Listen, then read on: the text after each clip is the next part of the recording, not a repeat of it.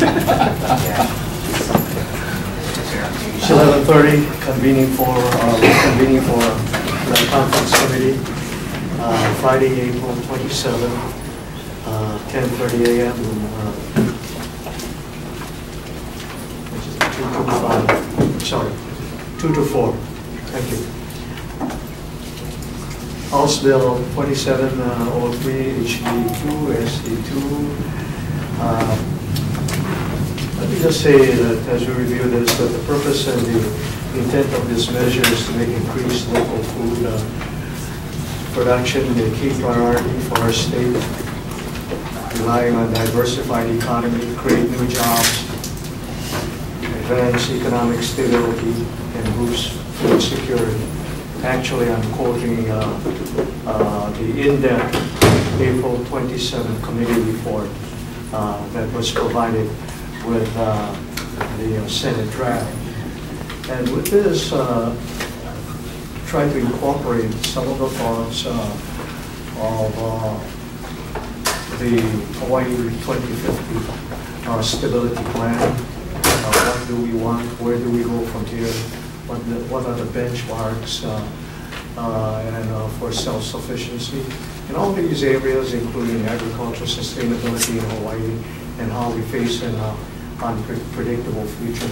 Going back again to the committee report about new jobs, advancement, economic stability, boosting our food supply, housing for people.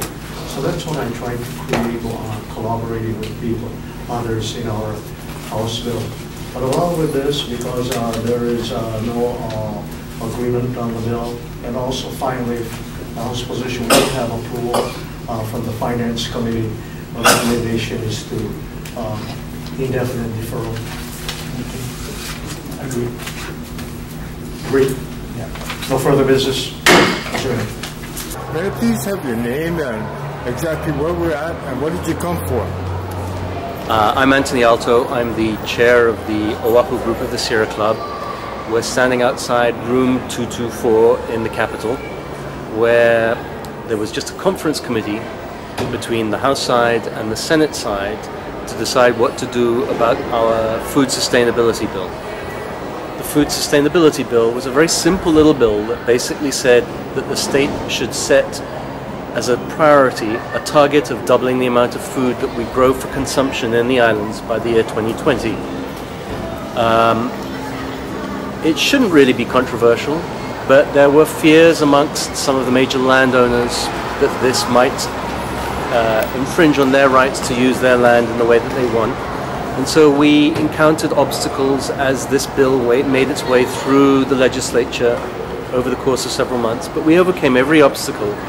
And so then we came to this very last moment, the conference committee, and at the very last moment, the chairman of the House Agriculture Committee, Cliff Tsuji, decided to completely gut our bill and replace it with a whole lot of language that had nothing to do with the concept of food sustainability. Now this is a bill that has had support from hundreds of people, thousands of pieces of testimony emailed in, phoned in, dozens of people who have come to testify in person at the hearings, letters to the editor. It's a very popular measure. But none of that seemed very important to Mr. Tsuji. He gutted the bill and he put in language that said basically we need to achieve our housing targets. And he put in language that said we need to protect GMOs.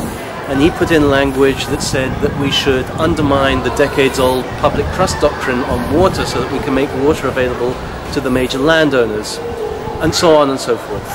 In other words, at the very last moment, he plopped in a series of poison pills to kill the bill. Why? Nobody really knows.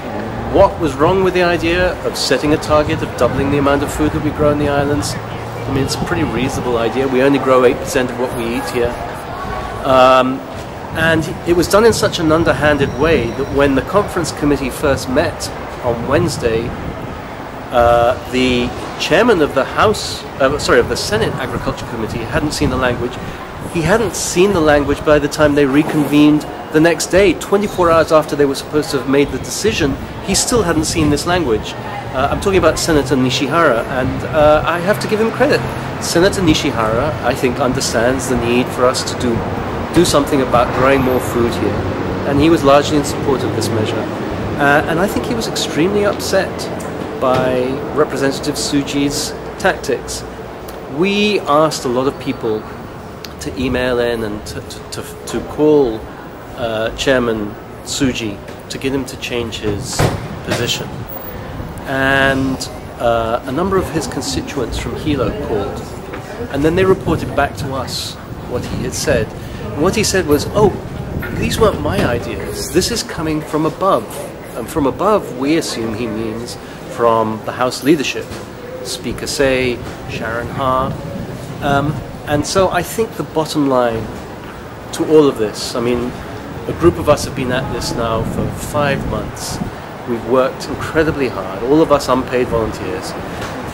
I think the bottom line to all of this is the understanding that the only way we're going to get any change that is going to make our way of life more sustainable here in Hawaii, to diversify our economy so that we're not solely reliant on tourism and construction, so that we start to have an agricultural renaissance, a renaissance of food farming.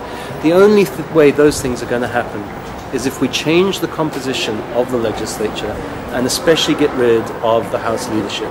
And so the bottom line from all of this going forward is that anybody who's watching this, if you agree with our goals, you have an obligation, in my opinion, to come up with money to fund the campaigns of people that we support, to come out and help them in whatever way you can, whether it's just sign waving, whatever you can do to help. Come out and help progressive candidates who will change the composition of the House leadership. Mahalo. I appreciate it. And is there any websites or any place they can go to further their information or to offer some more help? Well, you know, I'm chair of the Sierra Club, so that's where I do my work, if you like. How can they get in touch with you if they'd like any more information from the Sierra Club? SierraClubHawaii.com. But there are several other organizations that we partnered with on this. I mean, this isn't the Sierra Club on its own.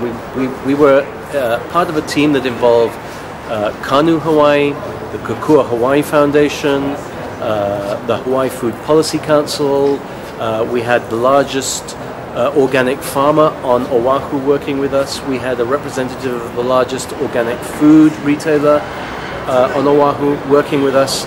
This was a pretty broad coalition of people, and all of those organizations, I hope, will be working to change the leadership. Well, I guess maybe the Kukua Hawaii Foundation cannot because they're not allowed to do any political lobbying, but I think the other organizations will be encouraging their members to come out and work for change in the legislature. Mahalo. Thank you very much. Thank you, appreciate your time. Not at all. Thanks, Bono.